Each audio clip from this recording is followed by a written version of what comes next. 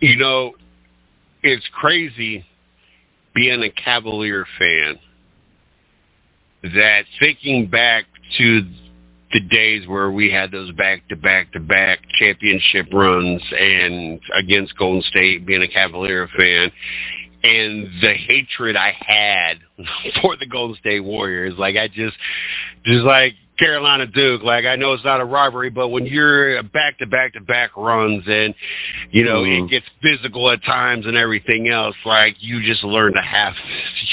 You just don't want to see them win. You don't want to see them succeed in life. Like you don't want nothing, especially when you're from somewhere like Ohio where you've not seen a championship in so many years outside of the Buckeyes, but more specifically in the professional level. And to go from that, just like thinking, like, God, man, I cannot stand them. I all these things, and how every time it's funny because I can remember sitting in the B-Dubs. I was actually outside the B-Dubs. We were sitting outside on Skybow Road, across from the Home Depot and whatever else. A Target, I think, was there. And I was with a buddy of mine. He also was an Ohio native. And I can remember sitting outside and watching Game 7 of the NBA Finals and the Cleveland Cavaliers come back. And I can remember I thought it was an odd thing that he teared up when the Cavaliers won. And like that, this is outside of the Buckeyes championship at this point, and I think the Buckeyes ended up winning the championship around that year as well, with Ezekiel Elliott and company. Prior to that, I had not been part of any championship, really, outside of that, really any championship team. And so it was a big deal, but I didn't realize how big of a deal it was. And I just thought it was odd.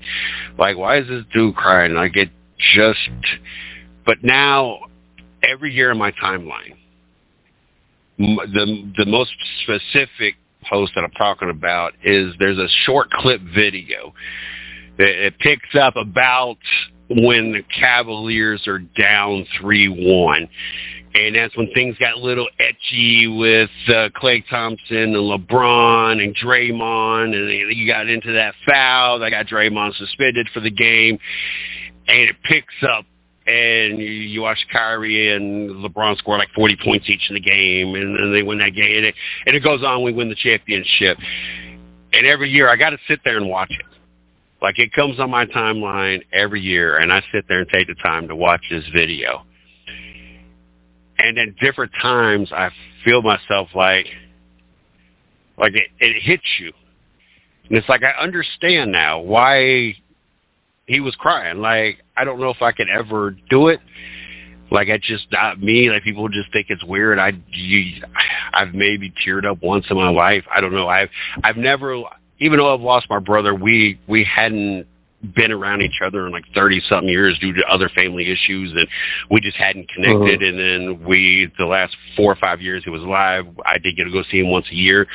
So he was really the closest person, and I'm using air quotes because that's my brother, and we did spend the last 4 or 5 years before all of us out of nowhere he passed away. But I wasn't really that close, so that even though it's the closest, that's as close as it really has ever gotten. So I'm not really, other than my son being born, and that was just, I guess, a whole different experience, and that's why I didn't. Like, we had a C-section, a scheduled C-section, because prior birth, she had an emergency C-section because the daughter was upside breached or something. I don't know what it was. So this one, we went ahead and scheduled. It was scheduled just so there was no issues and everything else. And when I was told you can go ahead and look, I could see up in the reflection of the mirror, like, I saw a lot more than I thought I would ever see in my lifetime, with body parts out. So, like, I think that's why maybe it wasn't as a most emotional thing for me, because, like, I saw a lot of things I never thought I would see in my life, especially that baby coming out of a body. So it was a different experience. So I don't know. but I get it.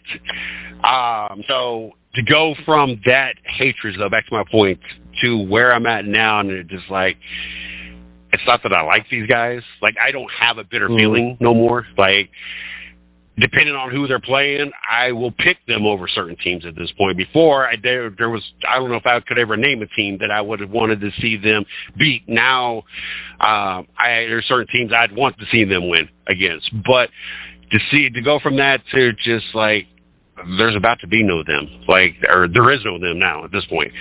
It's just such a weird transition.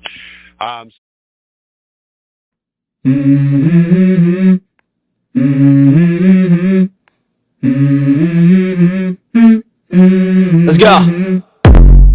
I wake up to a little bit of drool on my pillow, feel like it's gonna be a bad day. Yeah, I'm tired of shit, and the coffee ain't hit yet, damn, ain't that great. I don't wanna go to work, cause my boss is a jerk, and I'm not even that paid.